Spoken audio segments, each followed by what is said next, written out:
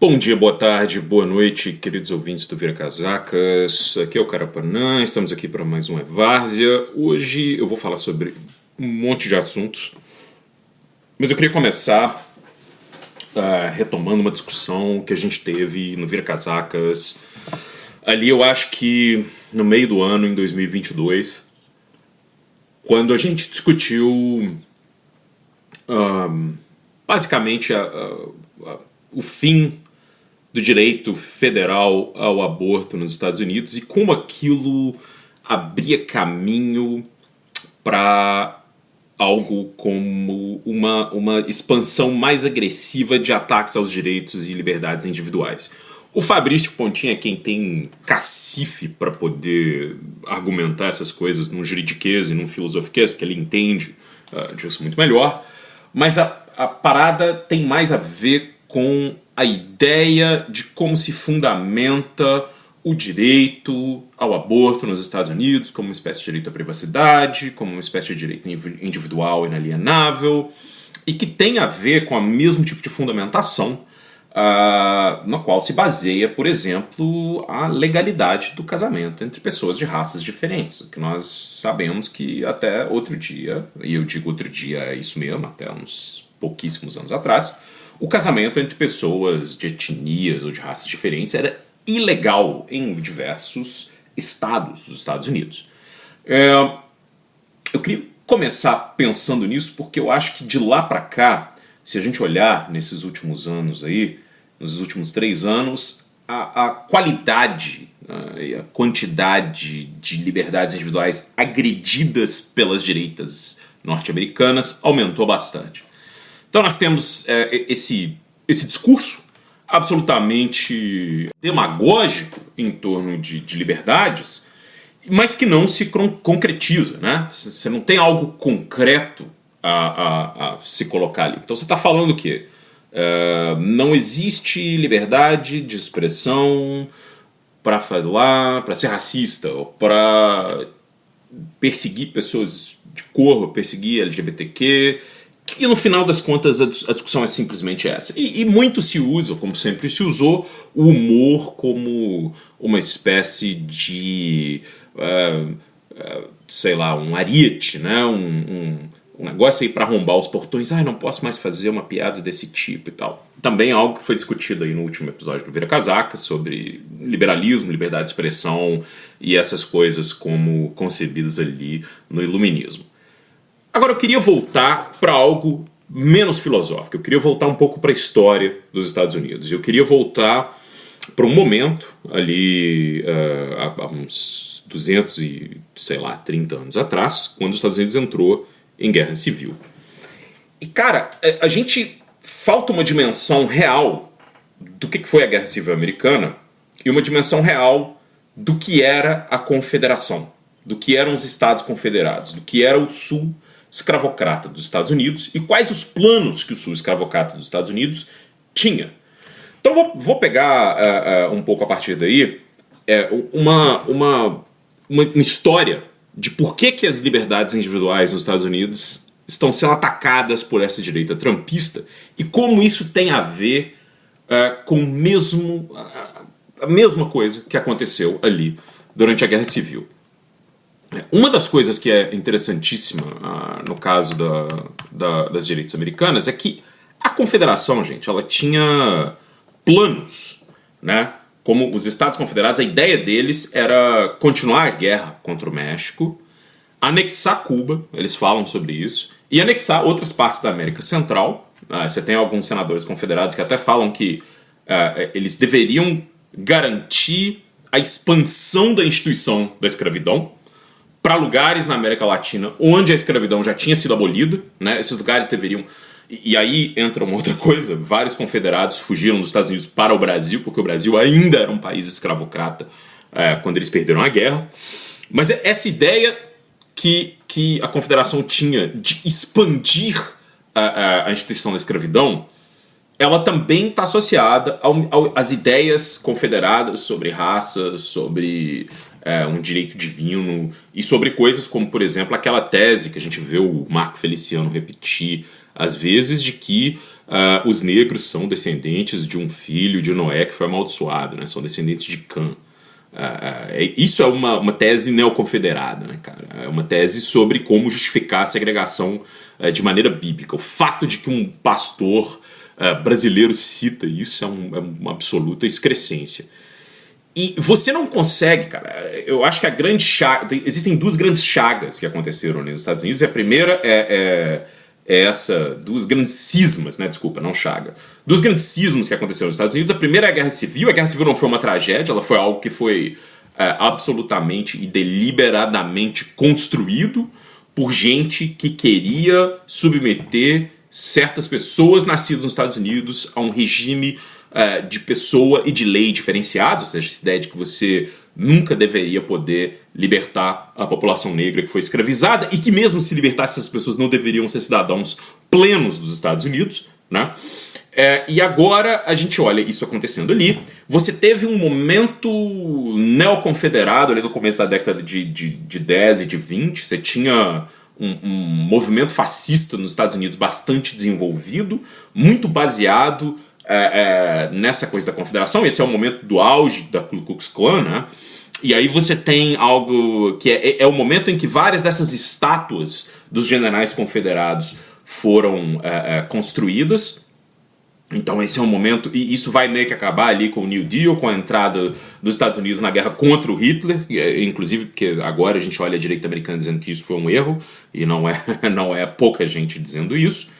Mas você tem esses momentos, né, cara? E o outro momento é os direitos civis, cara. Os direitos civis, os democratas nunca foram perdoados pelo sul branco, né, pelos brancos do sul dos Estados Unidos, por terem basicamente tornado cidadãos negros libertos ali em pessoas de direito de fato. Nunca mais se ganhou a maioria branca do sul por causa disso. E eu tô falando isso, cara, por quê? Porque agora a gente tem um momento em que os Estados Unidos querem fazer duas coisas. A primeira é que ele quer criar uma classe de cidadãos de segunda categoria, entendeu? E aí eu vou falar numa questão, não é uma cisma, agora é uma chaga, né? Ou seja, você quer voltar para esse momento em que você tinha cidadãos de segunda categoria, pessoas que estão legalmente amparadas pela Constituição nos Estados Unidos, mas que não vão ser sujeitos de direito, são menos cidadãos do que os outros. E não sou eu quem está dizendo isso, isso foi uma fala que o vice-presidente dos Estados Unidos, aquele incel babaca lá do J.D. Vance, o cara que não aguenta meme, né?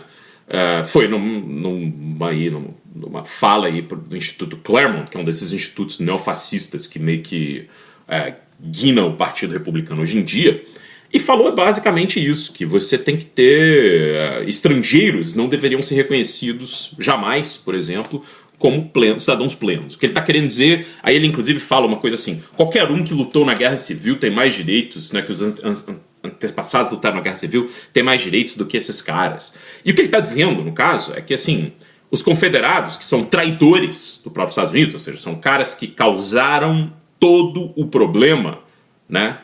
São caras que causaram a guerra civil, que fizeram toda a coisa para proteger a instituição da escravidão e para tentar expandir ela. O que ele está dizendo é que esses caras, né, os descendentes deles são mais cidadãos dos Estados Unidos do que outras pessoas. E essa é uma tentativa já antiga de tentar basear a ideia de cidadania dos Estados Unidos não em princípios legais, em princípios liberais de fato, mas em princípios de sangue e solo, né? Você falar que os brancos são cidadãos de fato, porque eles foram quem construiu os Estados Unidos, e o resto aí você vai meio que expandindo ou contraindo a ideia de quem é branco ou quem é imigrante de acordo com o que você pode. Um momento você inclui polonês e ucraniano, outro momento você não inclui, você tira italiano, volta, você vai fazendo essas coisas. Lembrando aí que a Ku Klux Klan era uma organização protestante que inclusive perseguia também católicos e imigrantes, e essa era uma grande coisa. A grande massa migrante dos Estados Unidos ali no começo da década de 10, de 20 e no século XIX eram basicamente católicos, irlandeses, italianos e outros. E o J.D. Vance está falando essas coisas, gente. Ele está falando isso.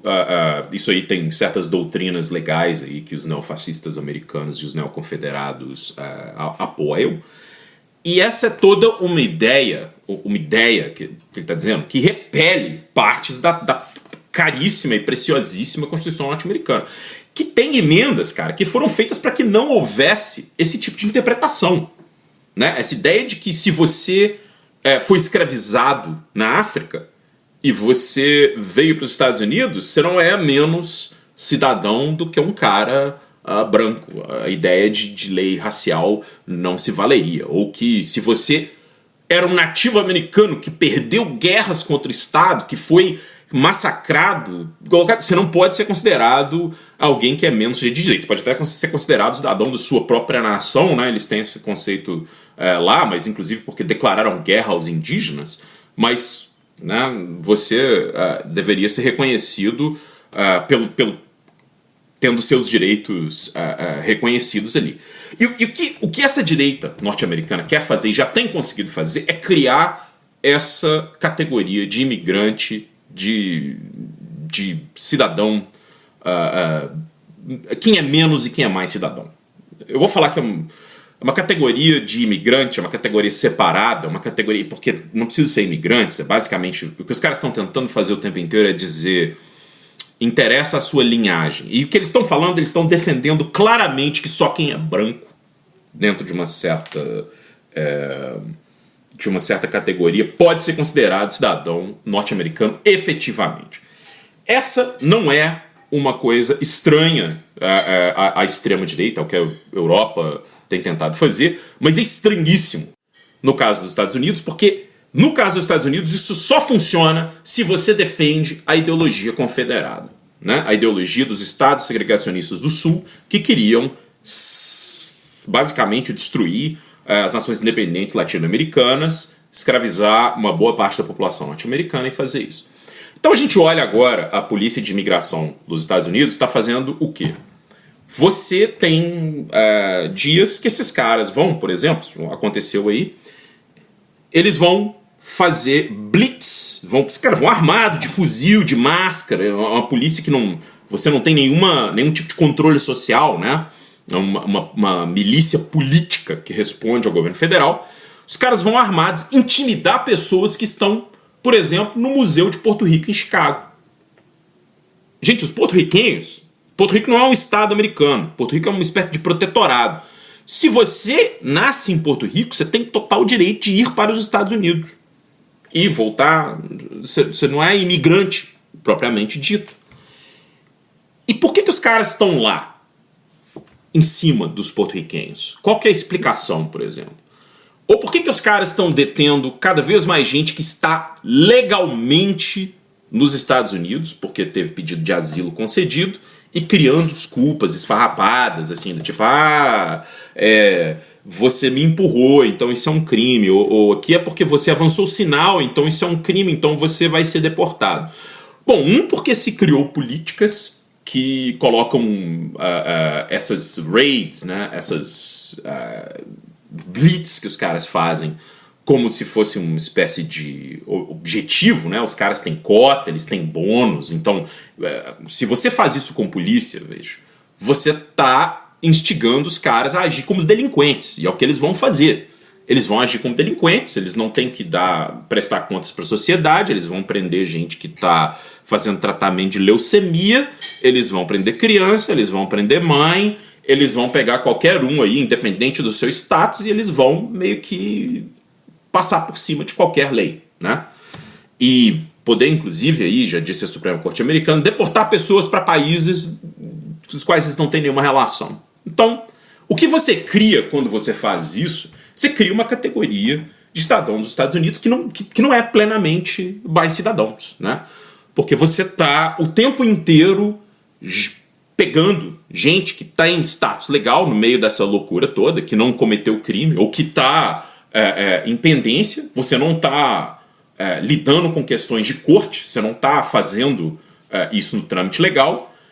E quando o presidente dos Estados Unidos diz exatamente, ele fala com todas as palavras, né, nós aqui, os caras brancos que descendem de quem lutou na Guerra Confederada, e o cara está dizendo quem descende da Confederação, né, porque parece maluco dizer que quem lutou a favor da União, né, quem lutou a favor do Lincoln contra a escravatura, é menos americano do que os confederados, não falta muito. O que ele está falando, de fato, é que você tem duas categorias. E aí a gente volta aí para uma questão. O que isso tem a ver com os ataques recentes dos Estados Unidos ao Brasil e a outras nações latino-americanas e a subserviência de certas classes políticas brasileiras aos interesses norte-americanos? Eu digo assim, gente, pode ter a ver com BRICS, pode ter a ver com BRICS, pode ter a ver com toda essa questão do Brasil se aproximar da China, das relações comerciais, pode ter a ver com o Bannon e o Bolsonaro, eu acho que tem um pouco a ver com isso tudo. Mas isso é, gente, a cartilha dos confederados. Os caras, eles não vão parar de perseguir os latino-americanos, quando eles deportarem os caras para prisão em El Salvador, quando eles mandarem os caras de volta para cá, quando eles botarem os caras para fazer trabalho forçado em fazenda. Eles não vão parar de perseguir, né, o povo da América Latina a partir disso. O plano confederado sempre foi um plano neocolonial que era absolutamente expansionista da escravidão. Eu não estou falando que é outro, doutrina Monroe, Big Stick, é uma coisa melhor, não é. Bota aí outra coisa, não, né? Vamos discutir isso de outro jeito. Mas essa maneira de se fazer política expansionista dos Estados Unidos agora é de submissão dos latino-americanos total, né? Total. Então, você já está escolhendo aí, dentro de certos países, quem vão ser os colaboracionistas. Quem vão ser os caras que vão entregar as pessoas da América Latina, quem vai entregar os próprios cidadãos ao jugo dos norte-americanos, cara. E assim, dos norte-americanos trumpistas, porque é uma parada que a gente pode falar, os caras são todos imperialistas, são, cara, mas a maneira como a extrema-direita articula o seu imperialismo é muito diferente, cara. É muito diferente. Você não tá...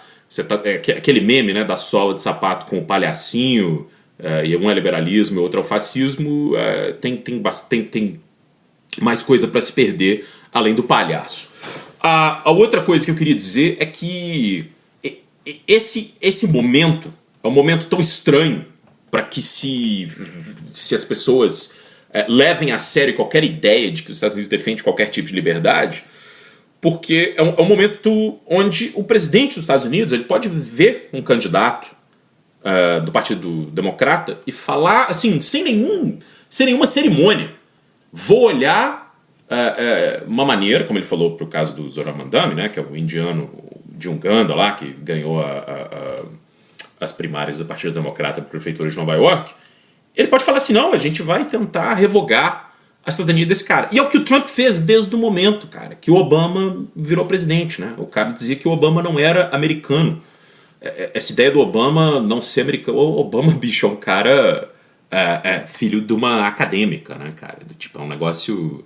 Assim, o cara é negro e teve a experiência de ser negro, mas, por outro lado, foi criado por uma família de gente bem conectada na política, que trabalhou no Departamento de Estado americano, umas coisas assim... E isso não é o suficiente, cara, porque a parada da raça nos Estados Unidos, que as pessoas não entendem, é que ela não tem... Ela é muito clara. Ela é muito clara, entendeu? O que eu vou dizer agora... Teve um momento quando o Trump estava fazendo aquela excrescência daquela prisão lá, aquela Alligator Auschwitz lá, aquela prisão na Flórida, que é um negócio completamente bizarro, né? Os caras construíram uma prisão numa zona de proteção ambiental e cercaram a prisão de jacaré. Pegaram o jacaré para botar lá. E isso é só crueldade. A parada aí é só crueldade. Não tem nenhum outro sentido. É só a coisa para você pegar essa base neofascista do trumpismo e continuar jogando com o apoio deles. E o Trump foi dar uma entrevista dizendo que ele pensava ali em coisas para ser feito no caso dos fazendeiros, dos trabalhadores rurais que estão sendo deportados. E ele dá a entender nesse vídeo, eu vou colar isso aí na descrição, ele dá a entender uma coisa muito estranha, né? Ele fala que uma vez teve um cara nos Estados Unidos que foi muito poderoso e ele tomou decisões que fizeram com que os fazendeiros não tivessem mão de obra mais. E que esse cara era muito poderoso e ele fez isso. e que o Trump não ia fazer isso não. Ele ia pensar em maneiras dos fazendeiros serem responsáveis pelas pessoas que trabalham para eles, como uma espécie de direito de propriedade. A minha interpretação disso, como de várias pessoas, essa é uma fala que passou um pouco batida, é de que o Trump está falando do Lincoln, né? do presidente que ganhou a Guerra Civil, né? E que ele está basicamente dizendo que a solução para a questão migratória nos Estados Unidos é uma espécie de retorno ou a servidão, né? Ou a escravidão em si. Então, não tem muito sendo escondido não, meus caros. Você só precisa ler e você só precisa assistir o que os caras falam. É isso. Respeito o Brasil. Bolsonaro são lesa pátria. Os caras estão lá literalmente contra todos nós latino-americanos. O trabalho que eles fazem é de destruição de qualquer um de nós. Isso não mudou. E é isso aí, cara. Não para a luta, não, porque eles não vão parar, entendeu? Eles não vão parar, a gente também não pode. É isso. Um abraço.